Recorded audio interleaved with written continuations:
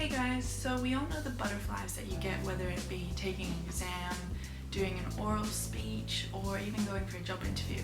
It's common. But what isn't common is if this kind of nervousness is carried into your everyday life, you know.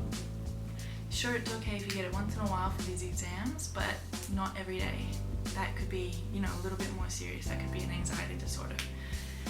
So, I am here today to talk about types of anxiety disorders, the symptoms maybe of anxiety, and just generally what it is. So it's estimated that approximately 1 in 4 people experience anxiety at least once in their lifetime. So we should start by looking at what types of anxiety disorders that you can have, because everybody's different. You're all going to experience different kinds of anxiety.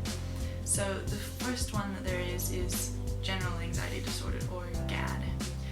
Now, GAD is where you get anxiety over basically everything, whether it be housework, leaving the house, doing basically anything. It's the most general, as in the name, general type of anxiety that you can get.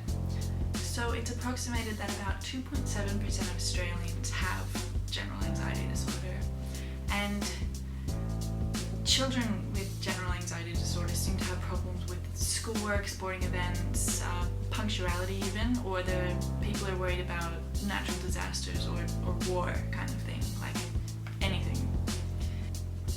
So now we're going to talk about my anxiety disorder, the one I am most familiar with. So I have always been an anxious child.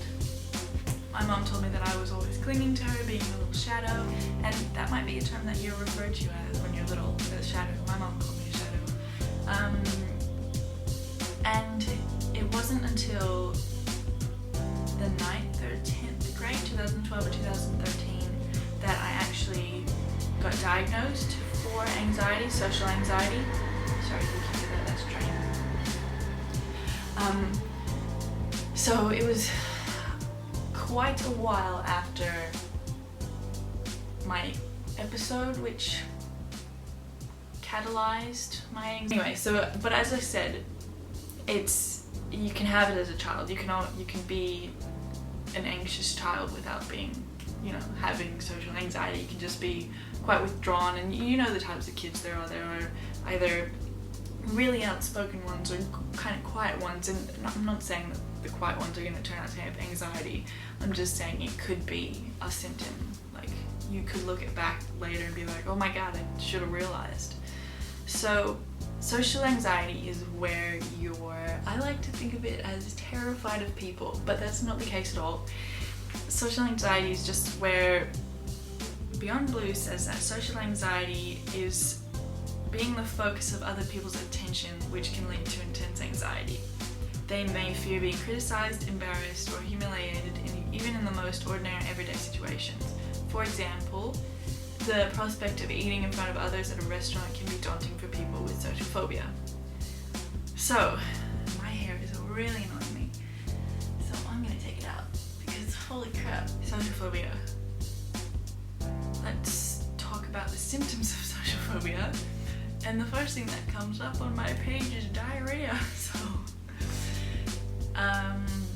So common symptoms, which I have as well, obviously because I have social anxiety, is excessive perspiration. So this means that you sweat a lot. So I notice when I first get anxious, whether it be I'm in a lecture, so the first thing that happens is my stomach drops. You know how when you're on a roller coaster and your stomach drops and it feels good? It doesn't feel so good when you have anxiety. So your stomach drops. A lot of the time I feel sweat along here on my upper lip. My hands get sweaty. My heart races, which is a very significant symptom of anxiety, is the heart increasing. And as being a psychology student, I'm in the middle of learning why this happens, how it happens. So if you're interested in learning why it happens and stuff, I'm probably going to do another video on it, but if you like this, give it a thumbs up so I can know that more people want to know about it, otherwise I probably won't. Thank you Beyond Blue for reminding me this. These symptoms often cause further anxiety as the person fears others will notice. Yes. Find other symptoms associated with social phobia. I don't need to find them. I have them. Thank you. So the next thing I wanted to talk about is panic disorder. I haven't actually heard of it being a disorder. I've heard of panic attacks, which I have quite a bit. So when I have a panic attack, I just call them my anxiety attacks because I get them quite a lot, but with the panic attacks, I get really hot flushes. My mouth gets overwhelmingly dry because you're not salivating as much. Up to 40% of the population will experience a panic attack at some time in their life, so you're definitely not alone if you've had one before. So it can include a sense of overwhelming panic or fear, and it doesn't always have to have a reason. Anyway, I just wanted to share what anxiety was for me.